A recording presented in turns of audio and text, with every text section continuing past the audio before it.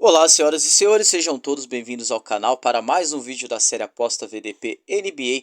No vídeo de hoje vou fazer uma análise pós-rodada de sexta-feira com bastantes jogos. Tivemos 10 jogos na rodada de ontem, bons jogos por sinal. Então vou falar quais foram os placares, os destaques individuais e coletivos de cada jogo de cada equipe, além de destacar aí quem foi o principal jogador da rodada. Também vou fazer uma análise de como o mercado se comportou em relação a esses jogos, quais as entradas que eu projetei no vídeo anterior e que deram certo nessa rodada de ontem, quais deram errado, e também qual foi a entrada que eu fiz. Eu fiz apenas uma entrada nessa rodada, mas acabei tendo um green.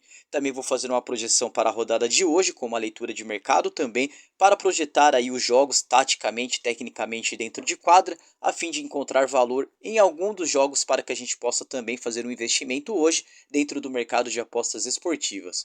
Depois da vinheta.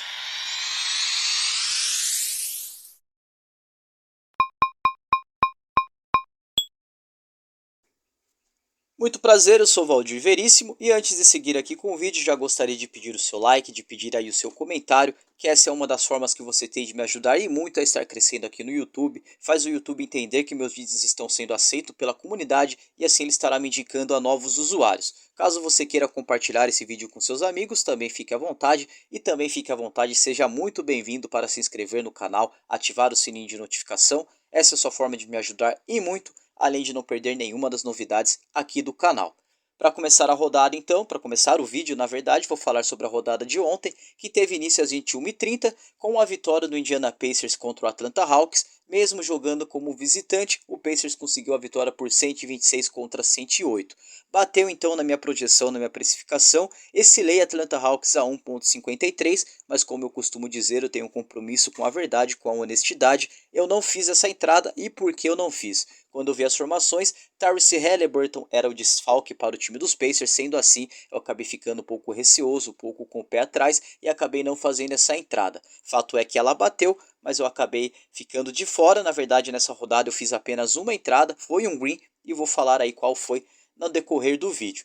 Com a ausência então de Tyrese Haliburton, Buddy Wide foi o destaque com 18 pontos, 3 rebotes e 2 assistências para o time do Pacers. Para o time mandante, DeJounte Murray foi o destaque com 29 pontos, 4 rebotes e 4 assistências, enquanto Trae Young teve uma atuação bem modesta, anotando apenas 13 pontos, 3 rebotes e 6 assistências.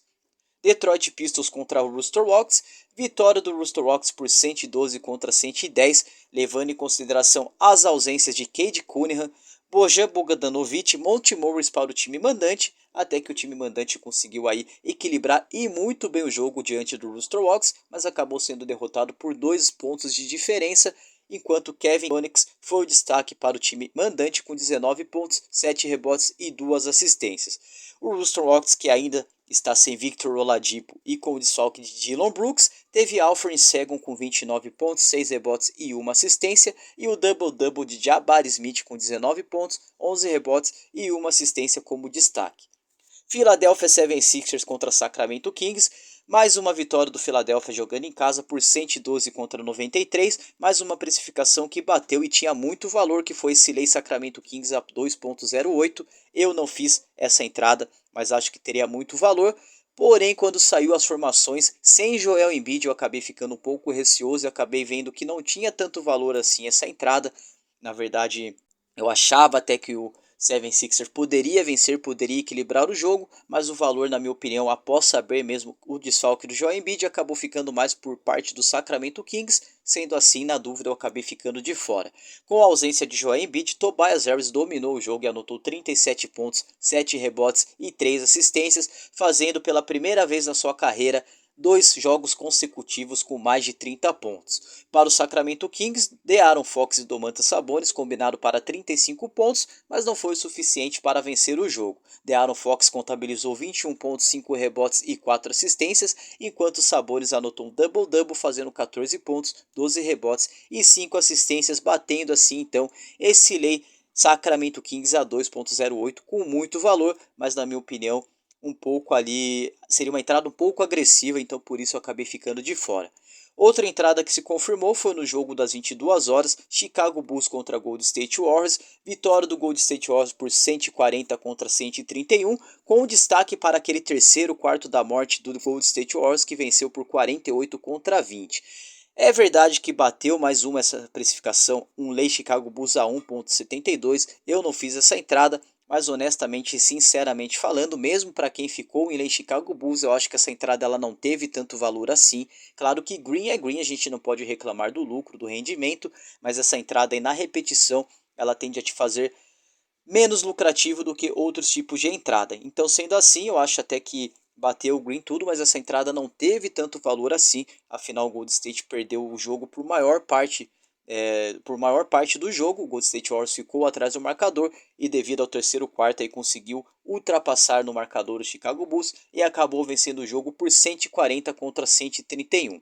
Para o time mandante, DeMar DeRozan foi o destaque com 39 pontos, 7 rebotes e 5 assistências, enquanto o Golden State Warriors, com ausências de Chris Paul, Garrett Payton e Moses Moody, acabou ficando destaque por Klay Thompson, que fez 30 pontos, 6 rebotes e 6 assistências, além de ter ficado com 47% de aproveitamento dos arremessos de 3, concluindo 7 das 15 tentativas, enquanto Steph Curry ficou com 40% dos arremessos de 3, concluindo 6 das 15 tentativas e contabilizando 27 pontos, 5 rebotes e 9 assistências.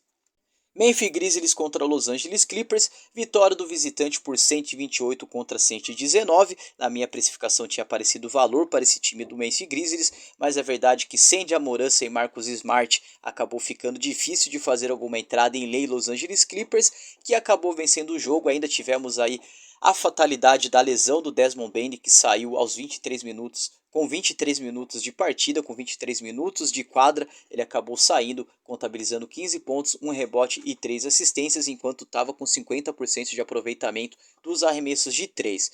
Com essas ausências e com o desfalque aí, com a lesão de Desmond Bane, Jerry Jackson Jr. foi o destaque para o time do Grizzlies com 21 pontos, 6 rebotes e 1 assistência, porém não foi o suficiente para parar o Los Angeles Clippers de Paul George, que anotou 37 pontos, 3 rebotes e 1 assistência e ficou com 7 de 10 dos arremessos de 3, contabilizando aí 70% de aproveitamento.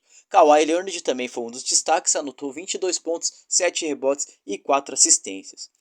No clássico da Flórida, Miami Heat contra Orlando Magic, bateu mais uma precificação boa aí, esse lei Orlando Magic a 2,44 acabou sendo correspondido, porém eu também acho que não teve tanto valor assim, afinal seria uma entrada muito agressiva, a vitória foi por apenas 3 pontos de diferença numa contagem que não chegou aos 100 pontos, e com a ausência de Jimmy Butler, Kyle Lowry e Tyler Herro, seria muito difícil ficar em lei Orlando Magic, seria um jogo muito equilibrado, de fato foi um jogo muito equilibrado, mas para quem ficou em lei Orlando Magic acabou pegando um green. Com as ausências para o time de Miami, Duncan Robinson foi o destaque com 23 pontos, 4 rebotes e 3 assistências, e Bambam Adebayo anotou mais um double-double fazendo 21 pontos, 11 rebotes e 7 assistências. Para o time de Orlando, Paolo Banchero foi o destaque com 25 pontos, 8 rebotes e 6 assistências.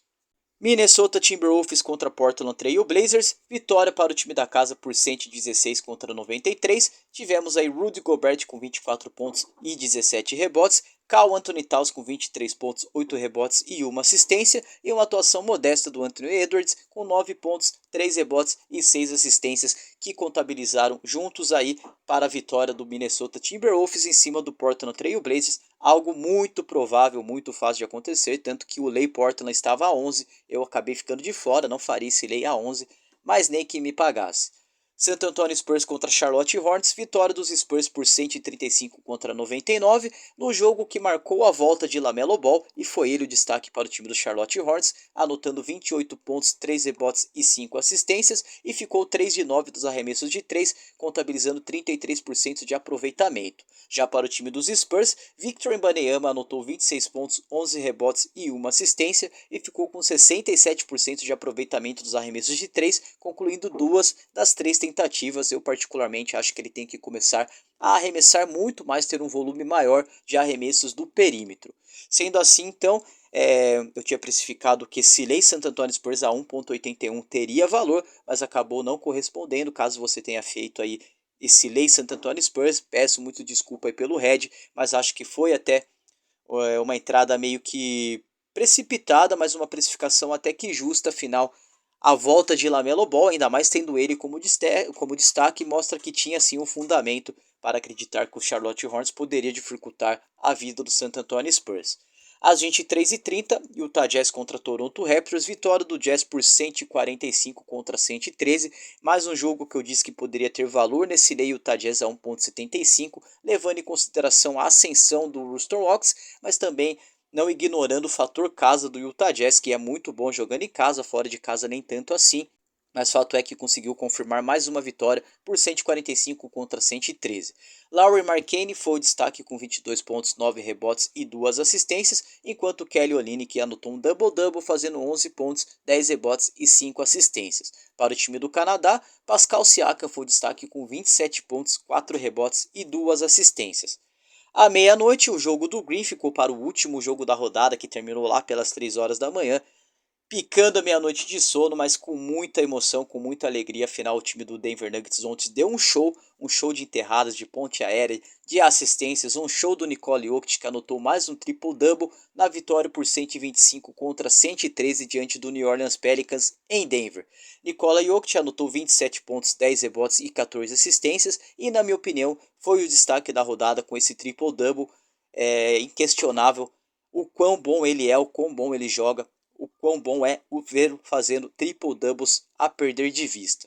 Jamal Murray ficou com 20 pontos, 2 rebotes e 9 assistências. Michael Porter Jr. ficou com 20 pontos, 10 rebotes e 1 assistência, anotando assim um double-double.